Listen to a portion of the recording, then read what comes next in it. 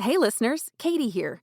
So if you have traveled back in time and have found the first season of our podcast when we were known as Bad Boss Detox, then congratulations, because you figured out time travel. But also you're going to get to hear our first attempt at podcasting when Ivy and I were just baby podcasters recovering from our transitions out of toxic work. So please enjoy the podcast formerly known as Bad Boss Detox. Thanks for listening.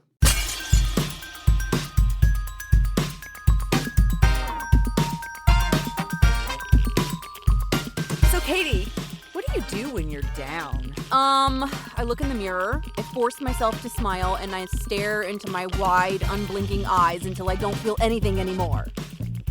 Oh? Yeah. I stick out my chin and stick on a happy grin and spread sunshine all over the fucking place. Yay! The sun'll come out tomorrow, so you gotta hang on till tomorrow. Dear God, Okay, stop great. it, girl. I'm No. sorry. Mhm. I'm sorry. Anyway, welcome to Toxic Waste of Time, the podcast where two positive Pollyannas break down, well, everything, so you don't have to. We will tell you what's toxic-ish, and what is a total toxic waste of time. Yeah. I'm Ivy. Yeah. We'll tell you what to think.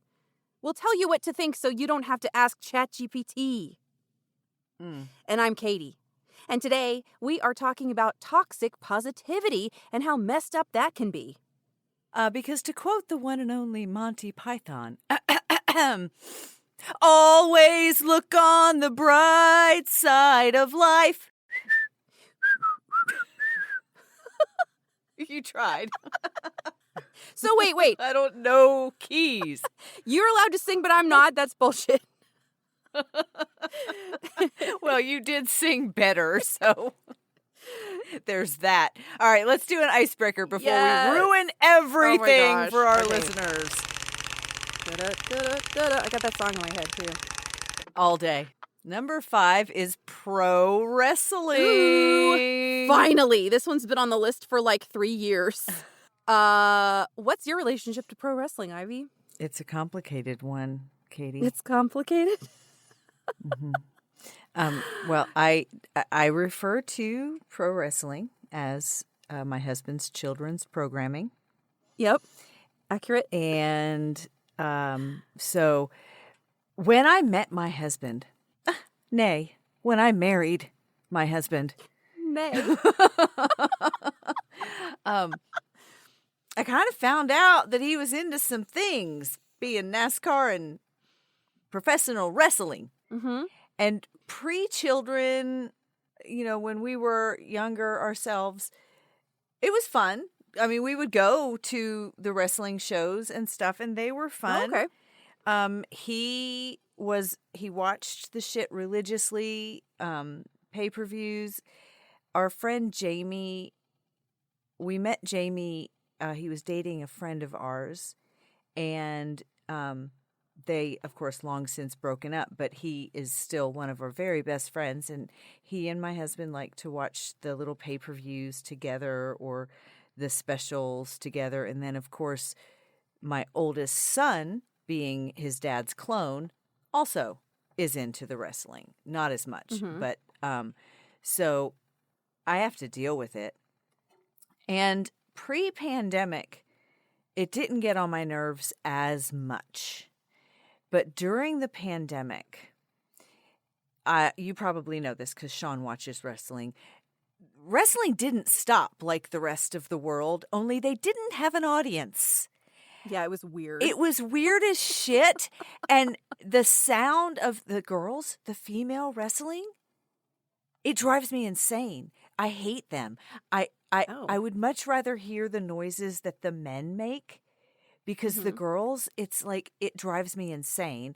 And also, it used to be, just like everything else has been taken over by social media and influencers and all of this stuff. Fucking Jake Paul. Wrestling. Logan, whichever one he is. Yeah, wrestling used to be different. Like, Hulk Hogan was a horrible human who came across as, a wonderful human. Now, there are some some good ones. Stone Cold Steve Yeah. Austin, love that guy. Mm-hmm. Who's You Can't See Me? John Cena, Oh yeah, love John love Cena. that guy. Yep. What's the guy? CM Punk. I feel like you would like him. I like CM Punk. I think he's kind of hot. Yeah. I feel like I thought he'd be your type. Okay. Yep. I think he's kind of. But listen, I like the guy with the sword. What's his name? The hot Scottish guy. I'm not real Hold on, sure I'm anymore because gonna look him I have more luxuries now than I did in the beginning, like iPads and more TVs and money that we didn't have. Drew when I was McIntyre is younger. his Yeah, I name. know that guy. Sorry. But so I have a funny story about wrestlers when I worked at Gold's Gym. So I worked at Gold's Gym in Hickory Hollow when I was pregnant with my oldest son. Who was it that owned who was the Woo Flair? Ric Flair. Ric Flair. Ric Flair owned some Gold's Gyms. And so he gave fake membership cards to his wrestling buddies. Oh. Uh-huh. And so there's this wrestler named Vader. Oh yeah. Okay. And all these guys came into the gym every time they came to town, which they used to come to town a lot. And Arn Anderson was there. There was brothers that were there, and Vader came in. And I would always get autographs for Jody when they came in and give me their fake cards. We all knew the card was fake, but without the card, I had to charge a $10 daily fee. All right? Vader didn't have his card. So I had to charge him $10. And I'm sure he was pleased about that. He reached over the counter and he grabbed my autograph that he had given me and he wadded it up and he threw it at me. Oh my God. And I was like, here I am, I'm pregnant. I'm like, I'm not making a whole lot of money. I'm a receptionist like at a lady that Gold's works at a gym. And Arn Anderson took him aside and gave him a talking to and made him come tell me he was sorry. Amazing. I cannot wait to tell Sean that. Yeah, and then I saw that guy was Vader? and then I saw the brothers in their underwear in the sauna. Hot. No, they were tighty whitey. And it was awful. Oh, yeah, whatever. Great. Cool. So that's my relationship with pro wrestling. That's cool. It's like a toxic-ish, I would say. Yeah. Well, I'm actually. Yeah, I think it's toxic-ish. I think if you're actually in that world, it's probably pretty toxic. I mean, it sounds like it depends on the person because I got a specific wrestler that I want to shout out who is just a wonderful human. Well, Vince McMahon is like a horrible human. Oh, it's not him. Okay. Okay, so my relationship with pro wrestling is this. When I was growing up, I thought it was the stupidest thing in the world. Mm-hmm. You were right. And I was like offended by all the dumb idiots who loved it and wouldn't shut up about it when I was a kid. And I was like, ugh, I will never be trashy like that. I will never watch wrestling like that. Ugh. And don't you know it's fake? You know. I will never be trashy. What? I will never be trashy is a great saying. Now I delight in my trashiness because I married a man who does like pro wrestling. Same. And I realized this when I was dating him. And at first I was kind of like, oh God, red flag, you know. Mm-hmm. But then I just started watching some of it with him because like, whatever. I was like, you can watch it. I'll just sit on my computer and read or whatever I was doing. Right. And I started observing it and then something clicked in my brain and I was like, oh, wait, these people are just actors performing very complicated fight choreography and stunt work and sometimes, very often, actually getting hurt. Yeah. You know, taking lots of risk with their bodies and stuff. And I was like, okay, like maybe they're not all amazing actors. And if I just think about this as being impressed with this feat of athleticism and choreography and understanding that from an actor's perspective, I was like, okay, wait, that is actually badass, you know? Yeah, John Cena, he needs to not wear jean shorts anymore. Like, someone needs to veto the jorts. I just can't with that. He looks like a little boy. But I think he's a nice guy. And I think John Cena is actually a decent actor, and he's pretty funny, in my opinion. He's like he does the most Make-A-Wish He's like Uh-huh. the winner of the most Make-A-Wish things. Yeah. I think John Cena is actually he's a a really good nice guy. guy, probably. Mhm. He wasn't the one I wanted to shout out, though. I'll get to him. But I did want to say, like, I enjoy the women's wrestling probably more Mm. because just of, like, I love to see the variety of body types in the women. Yeah. Like, now they have Mhm. women of all different sizes that are wrestlers. Oh, yeah, for sure. I love that representation. I love Bianca Belair. Mhm. She's my fave. Okay. With the, like, long braid. Mhm. Hell yeah, bish. Mhm. I love you. And what's her name? Asuka? Well, I love the Japanese wrestling. He watches a lot of Japanese pro wrestling now because what the fuck is her name that I just looked up? Linda McMahon is now the Secretary of Education, Yeah. and she's a huge bitch. Mhm. So, we don't watch WWE anymore, but Linda we will McMahon watch is not Japanese pro involved in the wrestling. WWE anymore. And She's the former and CEO neither and the is Vince co-founder. McMahon because Yeah, of sex but scandals, and she was married to him. Right. Mhm. Yeah. So there's some shitty people in charge. But the wrestler I wanted to shout out as being a very nice person is Mick Foley. Do you know him? I do. You familiar? Mhm. Yeah, Mick Foley. He's a really good guy. And one of my friends who is a movie producer and a fan of the pod, friend of the pod, Carrie, she cast him in her movie. Oh, really? And he's wonderful. Yeah. Okay. But anyways, we need to. that's wrestling. move on. My Yeah. relationship with wrestling is pretty non-toxic. I'm going to go with toxic-ish. I get sick of it sometimes. Yeah, I'm going to go. when- For me personally, it's toxic-ish because I get annoyed when. And, Yeah, he'll just watch it all fucking No, day he doesn't. sometimes. No, my husband wakes up hours before me, even on the weekends, and so he will watch things that he knows I don't like, because there's like levels. Yeah. Like, my least favorite now is wrestling, and then it's like NASCAR, and then football. Finally, we got to talk about wrestling. Back to some Anyways. toxic positivity. Our topic today is toxic positivity, which sounds like an oxymoron, right? How can being positive be toxic? Are we not supposed to see the glass half full instead of half empty? Actually, when we avoid the negative and cover it up with rainbows and happy dances, we're not doing anyone any favors. But this can be really hard for people who are chronically positive. According to Psychology Today, toxic positivity describes a behavior, but it's not an official psychological term or diagnosis. And so it does come with some scrutiny, because who gets to decide at what point positivity can become toxic? Us. It's That's us. right. That's what the podcast is about. Listeners, remember that what's toxic to you may not be toxic to someone else. Only you can prevent forest fires and decide where to draw the line, okay?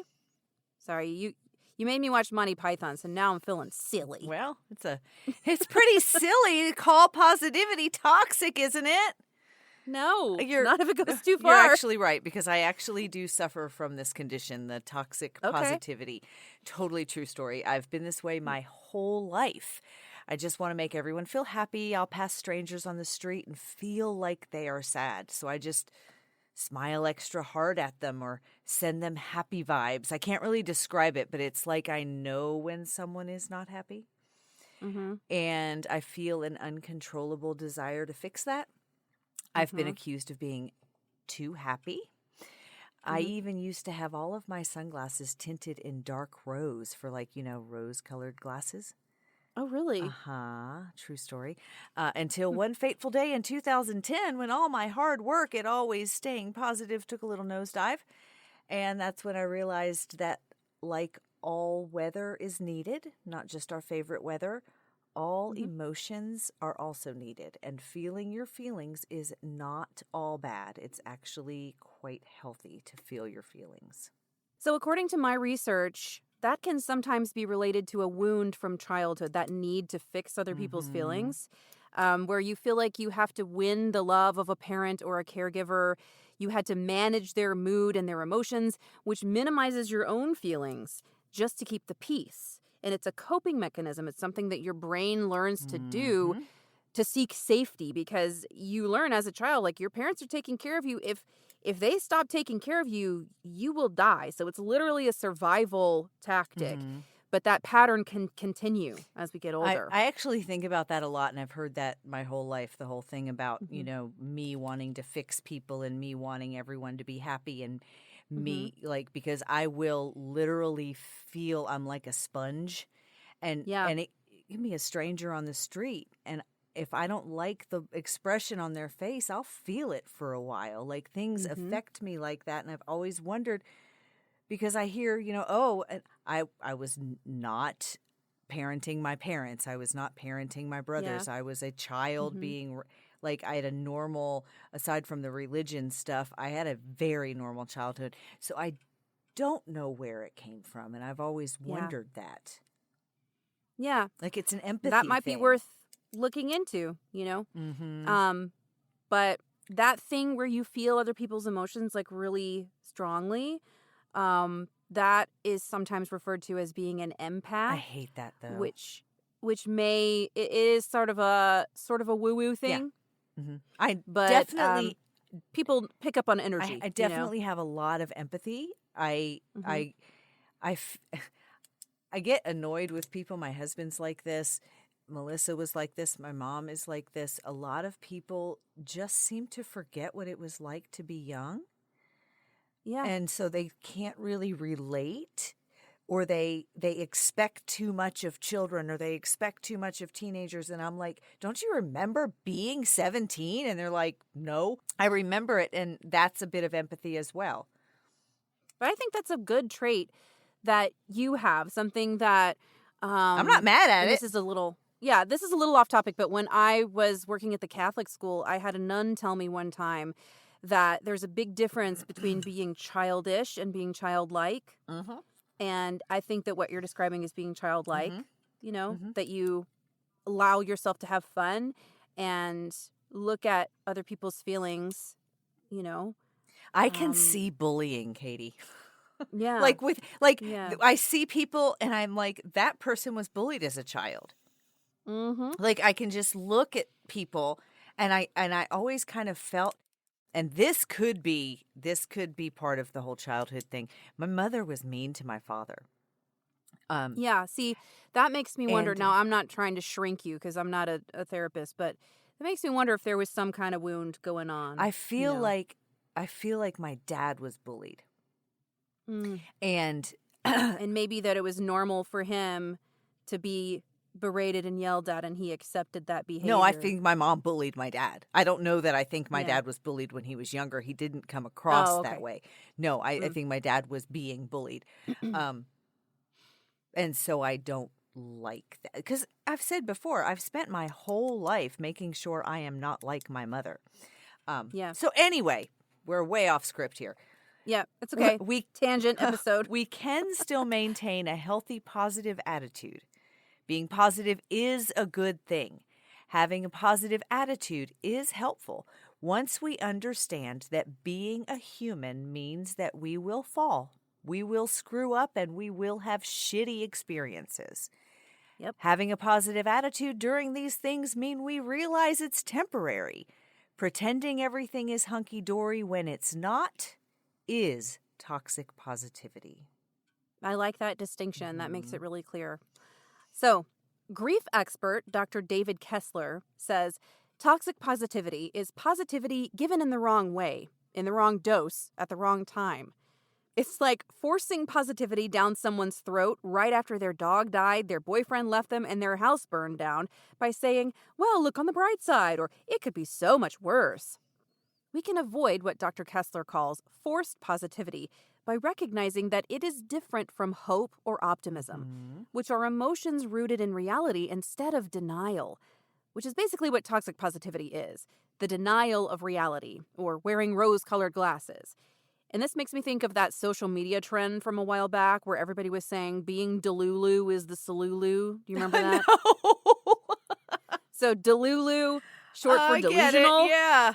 All They're right. just like, well, world sucks. I guess I'm going to be Delulu. Yeah. Um, Well, it's the solution till it's not. exactly. Yeah. Yeah. That's the Band-Aid. Uh-huh. Right. All right, so here are some phrases that tend to indicate toxic positivity. Look on the bright side. Everything happens for a reason. It could be worse. And this makes me think of that competition of suffering that I mention all the time. Like, Mhm. oh, you shouldn't feel bad because this worst thing happened to someone else and you should just get over Yeah, it. That's toxic. or this worst thing happened to me. I Oh, win. yeah. Like, I win. My I life win. is worse. Yep, exactly. Fuck that. What about when one door closes? Does that one ever make you want to strangle someone?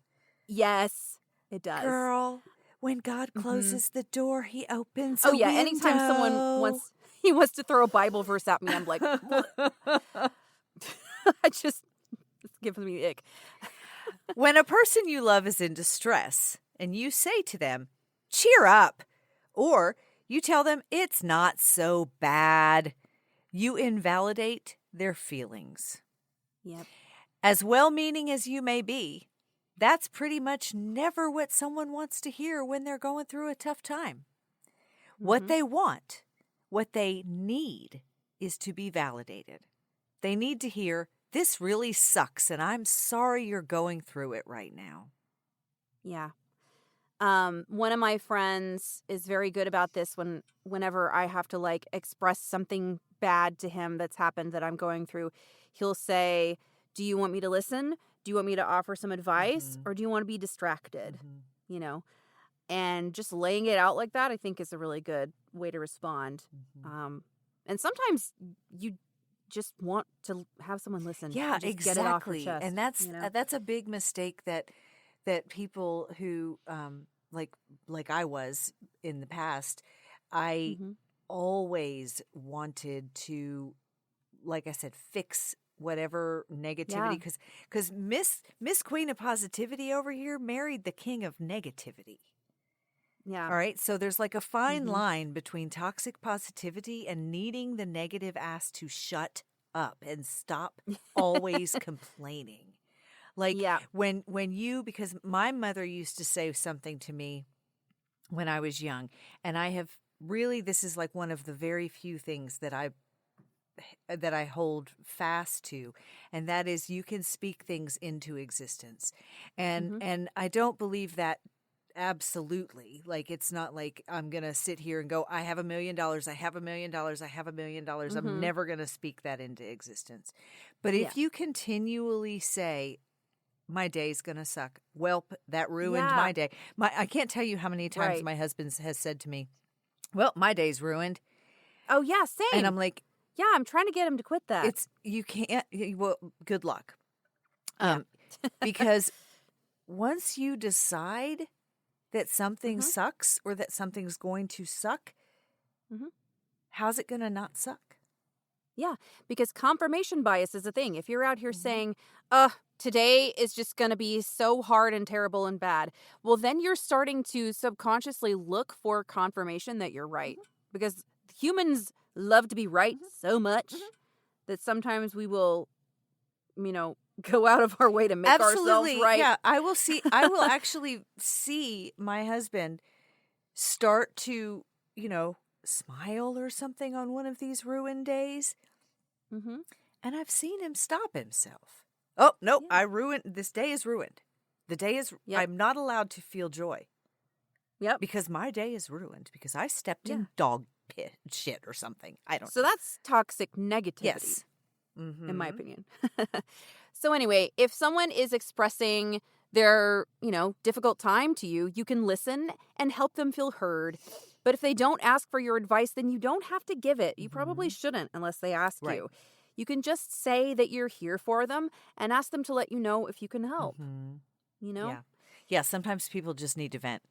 And if someone has chosen you to vent to, then that means they see you as a safe person. But also be mindful of your own energy. And if you don't have the bandwidth to listen to someone complain all the time, like me, then make sure you give yourself space when you need it to. And also, you can say to your negative counterpart, can you just not right now? Can, because you have to protect your own peace as well. Yeah. You can say, I'm really sorry you're going through this, but if you don't mind, I just need a break. Can we talk about this at a later time? Mhm. You know, that's okay to say. Mhm. Um, and it's cool to be positive, Yeah. right? Being positive is good. We're not shitting on positivity Nope. Having a completely, right? positive, good idea. Mhm. Yes, it's good to have a positive outlook, but you got to keep it healthy, realistic, optimistic. All good, happy things are still perfectly okay. Mhm. What's not okay is when we invalidate people's emotions and basically shame them for feeling anything other than happy, happy, joy, joy, Mhm. right? I feel like this is how my household was growing up. My feelings were always inconvenient for everybody else. If I was Mm. sad, angry, or upset, I was basically told to suck it up. We don't have time for that. Get over And you it. were a child. And I was a child. Mhm. And thus, I developed a feeling of guilt when I experienced negative emotions. Mhm. It made me feel like there was something wrong with me, Mhm. You know, something you that know? really annoys me now Hmm. is why do adults get to express emotions, but they tell their kids not to? Or their kids get punished when they get angry, or their kids get punished when, Hmm. and Yeah, I would get punished for having feelings. Yeah, feelings. and that's not okay. Yep, Mm-hmm. right. Yeah. Yeah. Mm-hmm. So, if you've, there's what you want to do, I think. And again, I'm not a parent. No one wants advice from a non-parent, but as a teacher who has dealt with lots of children tantrums, okay, Mm-hmm. um, what you want to do is let the child feel it and help them kind of express that in a healthy way so they can deal with it and then come Yeah, back, and a you child know? having a tantrum is honestly no different than a guy who's building something and throws the hammer across the room because he screwed up. A child Yep. having a tantrum is no different than a woman who isn't getting her way and Mm-hmm. throws all of her clothes across the room because she doesn't have the right dress to wear. It's the Mm-hmm. same thing. Mm-hmm. It's no different. Yeah. So, anyway, but trying not to think about something makes you think about it even more, right? Right. Yeah, if you're trying to shut down your emotions, then you Hmm. end up thinking about it. And Yeah. that's what got me caught in a loop where I couldn't process my emotions at all. Hmm. I would just start to spiral. And that, according again to my experience with Gen Xers, it sounds like that's kind of the way a lot of y'all rolled, Yep. right? Just rub some dirt Rub on some it, dirt on right? it. Yep. Walk Mm-hmm. it off.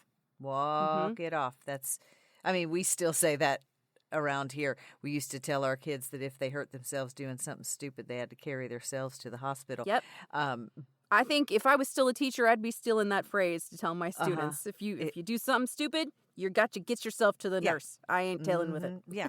Yeah. But that's different than, when someone is upset about something saying lock it up, Yeah. you know. Hmm. Shut that down, Yeah. right? Yeah. There's a fine line. You got to be able to find Yeah, that. 16-year-old girl crying because a boy broke her heart does not need to hear there's other fish in the sea. She needs to Right. hear he's a dick. She needs to hear you deserve better. Yeah, or she needs to hear tell me all about it. Yeah. Or both Yep. or all of it. Mhm. Yep, yep, yep. Yep. Did I read this part here? You didn't. And well, there's just a fine line, right? You got to learn to take care of your own problems and handle your shit.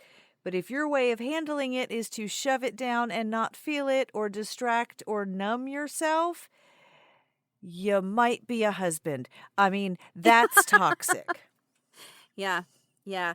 And honestly, like when it comes to men, let me just say this that like the patriarchy fucks over men too. And we talked about this in our feminism Mhm. episode about how the patriarchy teaches men that it's not okay to have Nope, feelings don't cry. and that's not healthy at all. And when you suppress your feelings for too long and you bottle them up, like they will come Yeah. out. And probably in a way that you don't want. And that's when you throw the hammer Yeah, and across the some of room, these guys um you know, don't cry, don't be a girl, don't cry Mhm. like a girl. Yep. What are you, And fuck that. gay? All of Yeah. these things that stop boys from being able to have emotions end Mhm. up with broken men and Yeah. men who um raise boys the same way. And it continues the pattern. And I'm so proud of the generation of boys that my kids are. Yeah. Because I remember, this is just a little off, when their friend Trey died. He was 16 years old. Oh, gosh. And when my friend Glenn died, we were all 16-ish years old. Gen X 16-year-old boy funeral. Both of them died tragically, suddenly, unexpectedly. Okay. The difference was night and day. When I was a teenager and my friend Glenn died, all the boys were in the back and they were all wearing sunglasses because they didn't want anyone to see them cry. Yeah. My kids' friends, they cried, they held each other. They really impressed me, and I made a post about it when it happened because the difference was literally night and day. Like I had one of them in the car with me on the way to the funeral, and he was just crying. And he wasn't ashamed, and he wasn't like, they weren't embarrassed. And there's nothing about that to be ashamed. Exactly. That's But fucked what up. I'm saying is that my friends, they Right. were. They were. And I don't know if it was, the football coach or their dads or It was each someone. other, but somehow those kids were convinced that if any of us saw them crying for their friend who was dead, it was the first experience we had with one of our friends dying. Yeah. And they couldn't show their emotions. And that's toxic. Yeah. Yep. Absolutely. I think, shout out Gen Z. You guys give me hope. I can see that the pattern is starting to heal, you know? So that's actually, even though that's really sad that 2 young people were, killed like that, it's good to see that their response is changing. Oh, absolutely. Like to see them, because my friends, I'm sure they would have benefited from hugging each other. Right. And from expressing their grief. And to see all these boys do that was amazing. So, if you feel like you're inclined towards toxic positivity, what can you do about it? All right. Well, according to Dr. Tracy Marks, who is a great resource on mental health, there's a technique known as affective labeling. So she says, name the emotion that you're experiencing at the time. Attaching a name to the feeling makes it more real and lessens the threat of the emotion. Like, is she saying Right. name it Ted or name it like... No, she's saying, I am feeling... actually say it. I Yeah. am feeling disappointed. Okay. I am feeling angry. I am feeling frustrated, and be as specific as you can. Okay. Yeah. Then... Oh, did you say already? So ask yourself what exactly. Kind of. Okay. Then give yourself some context for why you might be feeling this way. It makes sense that I feel angry because my boss took credit for my work in front of everyone and I feel disrespected. Yeah. That was shitty of her to do. You're allowed to feel that way. According to psychologist Sabrina Alexis Bendori and her book, The Feminine Code, which I just finished reading, check her out as well. She's also great. Here's what she said. To quote Bendori, when you connect the emotion to its source, you stop feeling crazy for having it. You're not overreacting. You're not being too sensitive. You're having a human response to a real situation. Understanding this creates breathing room. Room to feel without shame. Room to choose what comes next. Yep. And choosing what comes next that's your power. Yep. So yeah, you've got to reparent yourself. Show compassion and accept that bad feelings are part of being a human, and being a human is beautiful. Fuck ChatGPT. Fuck them. Or don't. That costs extra. But anyway, Dr. Tracy Marks suggests that you then focus on resilience and consider other times that bad things have happened to you and you've survived, you've persevered. You can do hard things. Both Marx and Bendori use the analogy of an ocean wave. It will approach, crest, and then crash and slowly retreat. This too shall pass, right? Yep. It may take a couple of waves for the emotion to pass. Just observe the feeling and don't judge yourself for having it. Yeah. And depends on the situation. When we're talking about a deep loss and grief, like that's going to be a longer process, obviously. When it's like someone cuts you off in traffic, that might take one or two waves. Yeah. And you're allowed to be pissed off because that person is putting you in danger and putting other people in danger, and they can just have the day they deserve. Yep, but you're not allowed to call them names. Oh, no, you're not. Not if you're at the airport. You're not allowed to say, that's fuck not you, what bitch. I was talking about. I didn't call her a name. No, I have to keep myself from making things worse when my husband or one of my kids gets upset about something. That's something that I learned in marriage counseling and from the Bible, is to shut the fuck up. To quote Jesus, shut the fuck up. I'm not quoting Jesus, actually. He didn't say shut the fuck up. He said turn the other cheek, right? Something like that. He said some things. I don't love that, actually. I don't love anything about the Bible, but I have to reel myself in because I'm so concerned with, you are so angry, you are so unhappy, you are so this, you are so that. And so I want to, number one, make him stop feeling that way. Number two, make him stop calling people names. Number three, make him, and all of those things are not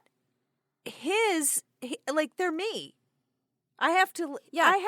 He's not your it's not job my to job, manage. right? And so I just have to figure out how to not get myself all, like, I have to walk away. Like if I'm in the car with, and both of my kids are boys too, and boys, I think, tend to, because of their desire to cover up their emotions, I think they tend to use anger more. Like that's an emotion that it they tends feel to blow safe up with physically. Well, I just think anger is something they feel safe with because they're allowed to be angry. Oh, right. Yeah. Rage is allowed. Yeah. Rage is the only emotion. Exactly. That's the allowed. one that's safe for boys. All right.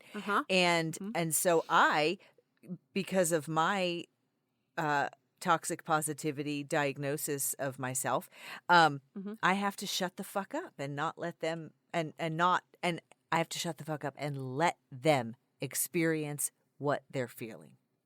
Yes, I have to do the same thing.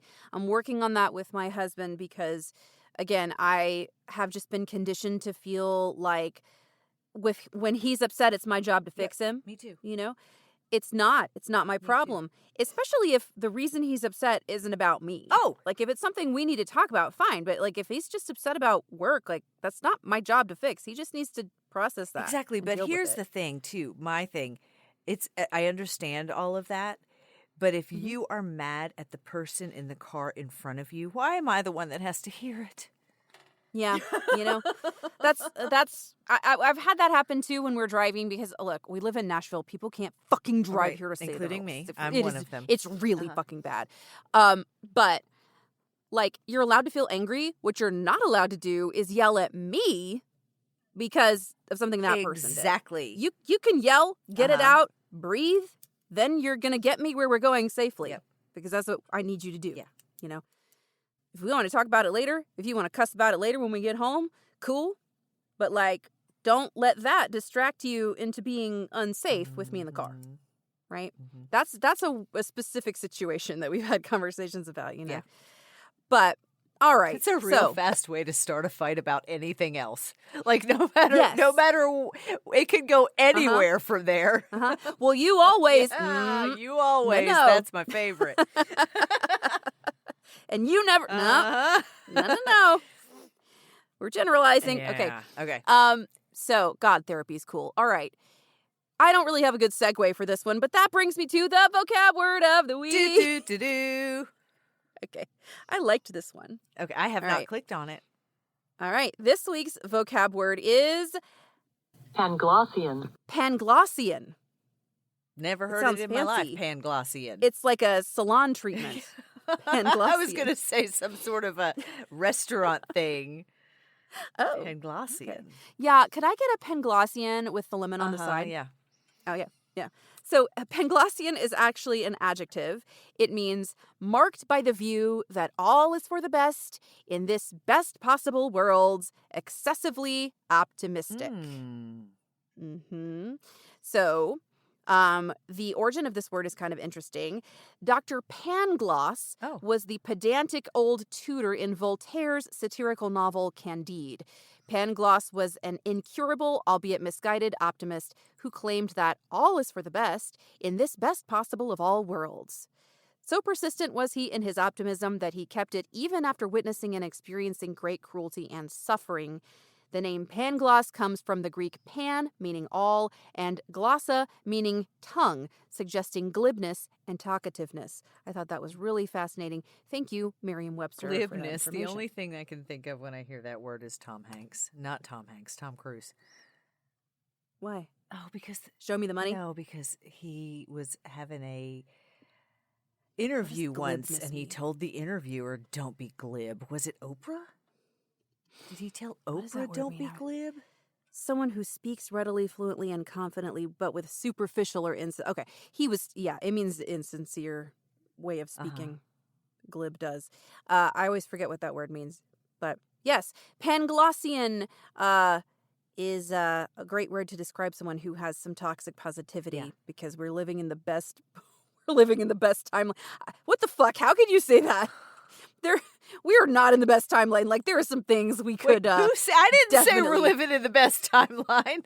I'm not. Dr. Pangloss thought that. I was gonna say, I've never. I'm not read Voltaire. I'm not that smart. Pangloss live in? Right. But yeah, I like that word, Panglossian. Yeah. It sounds fancy. It's lovely. You know, I love a fancy word. I think I'm going to get that next time I get my nails done. I'm going to get the Panglossian. Ooh. Yes. Yes, you should. It's just happy faces on every nail, except your middle finger, and that one is a sad face or an angry face. I don't know. My in our house, the middle finger is our love language, so it would be just a heart. That's a Gen X thing, I think. It is. All right, so toxic positivity. Is it non-toxic? Toxic-ish or a toxic waste of time? I'd say it's a toxic waste of time. Yeah, fuck it. We're not doing that. No. Fuck it. Get out of here with that toxic positivity. Yeah, I can tell you from experience, it's a toxic waste of fucking time. Absolutely. It doesn't. Regular positivity. It doesn't help fine. anything. People wind up saying things like, I don't like Ivy anymore. She's too happy. Yeah. Someone said that once to my friend. Yeah. And she still doesn't like me. Well, let her. I like you. Thanks. Listeners, be sure to join us next time when we will be talking about cringe. I'll let Katie explain that. Fear, the fear of being cringe, the fear of embarrassing yourself by being yourself. Oh. Yeah, I loved the way you just put that. Embarrassing yourself by being yourself. It's something that happens around 5th grade. Yeah, it is. Yes, it is. I can tell all about it. We're going to talk about it next time on Toxic Waste of Time. So what do the listeners do if they want to get in touch with us? Well, they could send us an email to contact@toxicwasteoftime.com. Or they could go to our socials. They could go to Facebook. Yeah. They can go to Instagram at Toxic Waste of Time. And they could go to Reddit at r/Toxic Waste of Time. You got it. Yeah. Yay. 10 points to Ivy.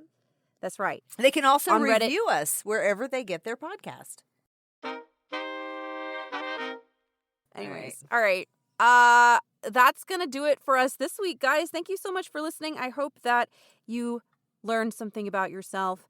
And the next time you catch yourself being toxic in a positive way or being toxically being Panglossian. Yeah, don't be Panglossian. Then stop. Yeah. Okay. All right, we'll catch you next time. Remember to always look on the bright side of life. Woo doo doo doo. Bye. Bye.